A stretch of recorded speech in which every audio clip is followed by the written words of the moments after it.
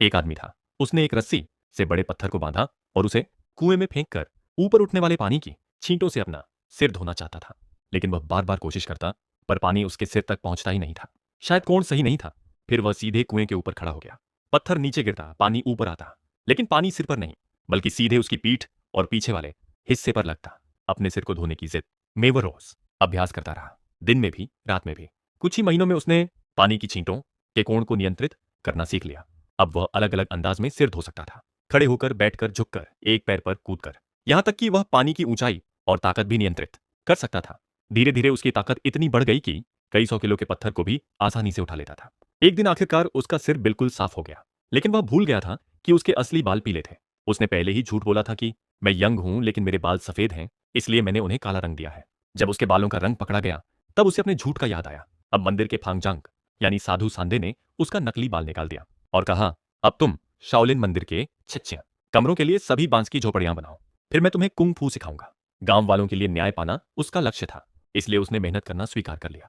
वह दिन रात झोपड़ियां बनाता और चोरी छिपे दूसरों को कुंग फू करते देखता। उसके पास अभ्यास के औजार नहीं थे, तो उसने बांस की सरल चीजें बनाकर उनसे अभ्यास शुरू किया। दिन में काम, रात में अभ्यास। दोनों हाथों से खून निकलने लगता, पर वह रुकता नहीं था। सोते वक्त भी उसके दिमाग में तकनीकें घूमती रहती। दूसरों को पैरों की ट्रेनिंग करते देख वह अपने पैरों को बांस से बांधकर अभ्यास करता।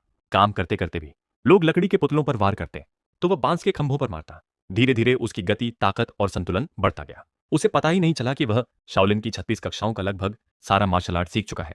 आखिर 1 साल बाद उसने सभी झोपड़ियां बना दी। सांदे ने पूछा, तुमने 1 साल से ज्यादा क्यों लगा दिया? वह बोला, मैंने दाएं से भी बनाया, बाएं से भी, लेटकर भी, खड़े होकर भी। मैंने हर तरीके से परफेक्ट बनाया है। लेकिन सांदे ने अचानक कहा, अब इन सभी झोपड़ियों को तोड़ दो और पहाड़ से नीचे उतर जाओ। वह हैरान रह गया। आपने कहा था झोपड़ियां बन जाने पर कुंग फू सिखाएंगे, अब आप मुझे भगा रहे हैं। वह जिद पर उतर गया और जाने से मना कर दिया।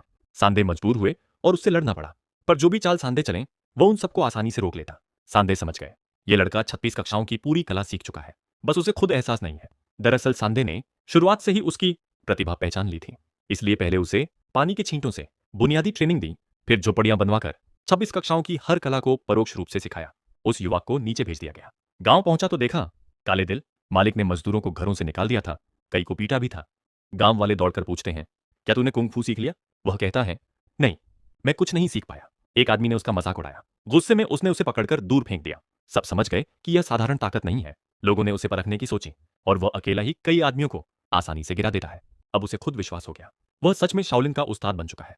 अब उसकी बारी थी काले दिल मालिक से हिसाब चुकाने की। जैसे ही वह पहुंचा, मालिक के गुंडों ने उसे घेर लिया, पर उसने पलक झपकते ही सबको पटक दिया।